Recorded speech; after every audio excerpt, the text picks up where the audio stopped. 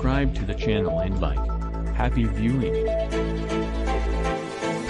Anger among Afghan women as face Vladimir splits Taliban Kafgan and Associated Press. Kabul, Afghanistan. Iruza was furious and afraid, keeping her eyes open for Taliban on patrol as she and a friend shopped Sunday in Kabul's Makroyan neighborhood.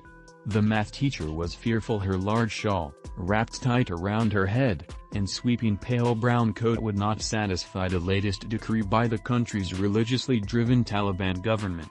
After all, more than just her eyes were showing. Her face was visible. Iruza, who asked to be identified by just one name to avoid attracting attention, wasn't wearing the all-encompassing burqa preferred by the Taliban, who on Saturday issued a new dress code for women appearing in public.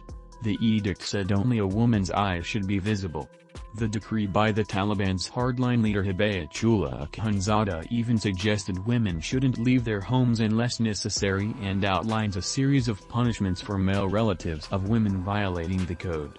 It was a major blow to the rights of women in Afghanistan, who for 2 decades had been living with relative freedom before the Taliban takeover last August, when US and other foreign forces withdrew in the chaotic end to a 20-year war. A reclusive leader, Akhundzada rarely travels outside southern Kandahar, the traditional Taliban heartland.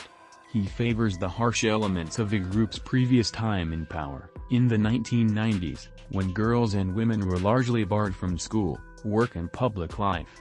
Like Taliban founder Mullah Muhammad Omar, Akhundzada imposes a strict brand of Islam that marries religion with ancient tribal traditions, often blurring the two.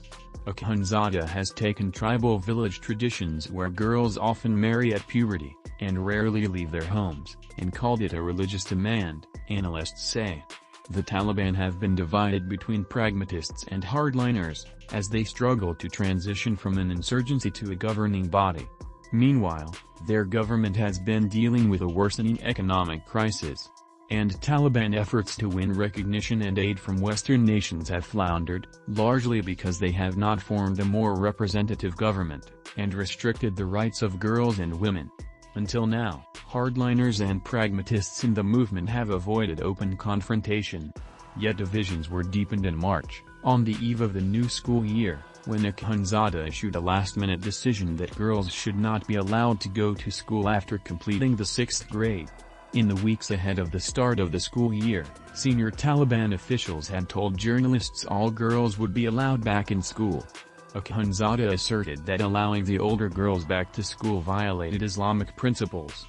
A prominent Afghan who meets the leadership and is familiar with their internal squabbles said that a senior cabinet minister expressed his outrage over Akhundzada's views at a recent leadership meeting.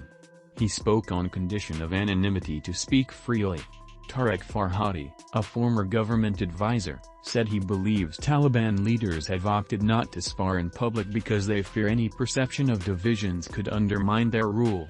The leadership does not see eye to eye on a number of matters, but they all know that if they don't keep it together, everything might fall apart, Farhadi said. In that case, they might start clashes with each other. For that reason, the elders have decided to put up with each other, including when it comes to non-agreeable decisions which are costing them a lot of uproar inside Afghanistan and internationally, Farhadi added. Some of the more pragmatic leaders appear to be looking for quiet workarounds that will soften the hardline decrees. Since March, there has been a growing chorus, even among the most powerful Taliban leaders, to return older girls to school while quietly ignoring other repressive edicts. Earlier this month, Anas Haqqani, the younger brother of Sirajuddin, who heads the powerful Haqqani network, told a conference in the eastern city of Khost that girls are entitled to education and that they would soon return to school, though he didn't say when. He also said that women had a role in building the nation. You will receive very good news that will make everyone very happy. This problem will be resolved in the following days, Haqqani said at the time. In the Afghan capital of Kabul on Sunday, women wore the customary conservative Muslim dress. Most wore a traditional hijab, consisting of a headscarf and long robe or coat, but few covered their faces, as directed by the Taliban leader a day earlier. Those wearing a burqa, a head-to-toe garment that covers the face and hides the eyes behind netting, were in the minority. Women in Afghanistan wear the hijab, and many wear the burqa, but this isn't about hijab, this is about the Taliban wanting to make all women disappear, said Shabana, who wore a bright gold bangles beneath her flowing black coat, her hair hidden behind a black headscarf with sequins. This is about the Taliban wanting to make us invisible. Aruza said the Taliban rulers are driving Afghans to leave their country. Why should I stay here if they don't want to give us our human rights? We are human, she said. Several women stopped to talk. They all challenged the latest edict. We don't want to live in a prison, said Parveen, who like the other women wanted only to give one name.